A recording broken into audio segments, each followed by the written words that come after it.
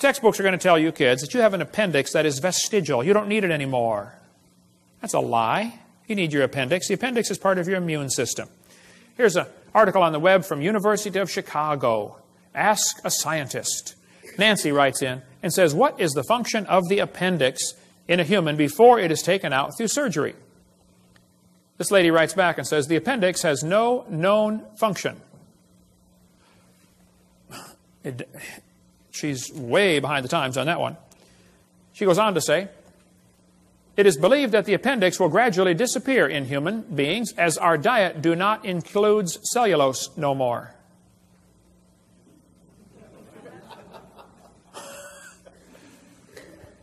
Our diet do not include cellulose no more.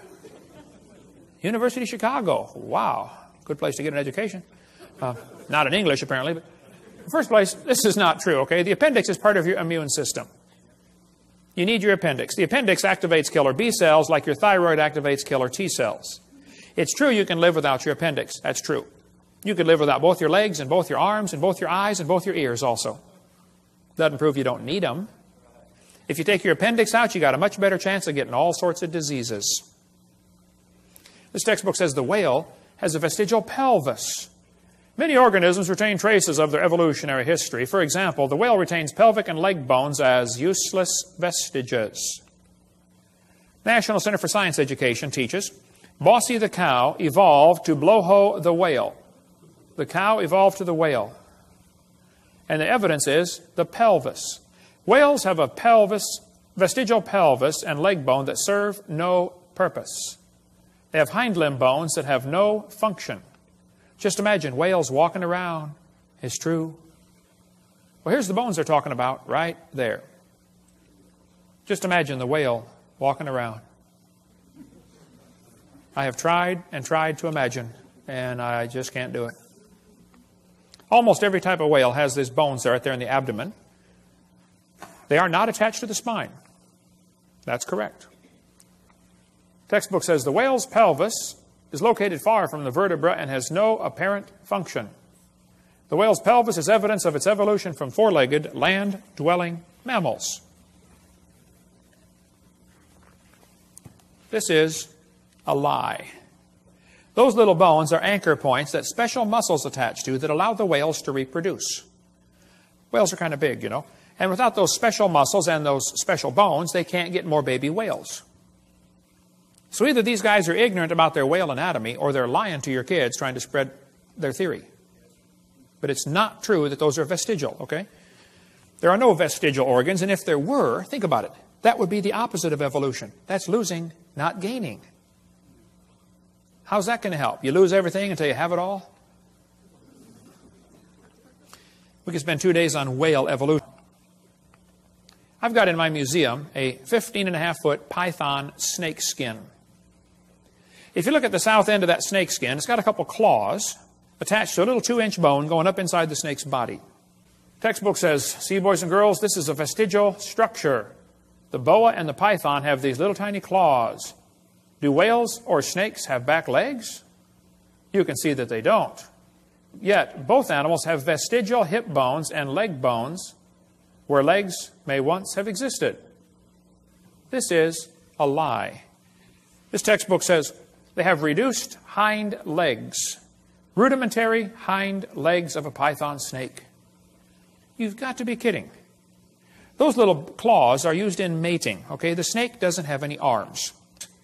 So once again, somebody's real dumb about their snake anatomy, or they're lying to your kids trying to spread their theory. This textbook shows the coccyx, the human tailbone, and at Discover magazine, and it says, that's all that's left of the tail that most mammals still use. Humans have a tailbone that is of no apparent use. I was in a debate in Huntsville, Alabama, against the president of the North Alabama Atheist Association. He got up in front of God and everybody and said, folks, I've got proof for evolution. Humans have a tailbone they no longer need. I said, Mr. Patterson, I taught biology and anatomy. I happen to know there are 9 little muscles that attach to the tailbone, without which you cannot perform some valuable functions. I won't tell you what they all are, but trust me, you need those muscles. I said, now, if you think the tailbone is vestigial, I, Kent Hovind, will pay to have yours removed. Bend over. Critical thinking, this book says, 2005 edition. At the end of your backbone is a coccyx, a few small bones that are fused together. Could the human coccyx be a vestigial structure? Or is it the start of a newly evolving structure? That's thinking critically. They give the kids two answers, two options, both of which are wrong. There's a third option, you know. Maybe it's fine just like it is. Notice they don't give that as an option, do they? Maybe it was designed to support your colon and support your lower back for posture when you sit, and 5 or 6 other things you can read your Gray's Anatomy about. Okay? They say, aren't babies born with tails once in a while? No. Well, that baby's got a tail right there. No, he doesn't. It's not a tail. That's just fatty tissue. There's no bone, no muscle, no cartilage. It's not even lined up with the spine. It has to do with the way the baby develops inside the mother. There's fat around the nervous system to protect it until the bone grows around it. Generally, the fat is resorbed into the system as the baby grows and develops bone. But on extremely rare occasions, the fat is excluded outside the body like a big wart. So what you do, you cut it off, sew it up, put a diaper on the kid, and send him home. It's just nothing like it's just like a wart. That's all it is. Cut it off. It's not a tail. And is thought to be the remainder of bones that once occupied the long tail of a tree-living ancestor.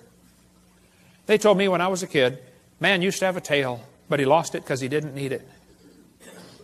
I thought, didn't need it? Have you ever thought how handy a tail would be? Have you ever come to the door with 2 sacks of groceries? Man, wouldn't that be nice to be able to grab that door and walk right in there? You could drive down the highway and hold that can of Coke and tune the radio knob all at the same time. Lost it because we didn't need it. That's a lie.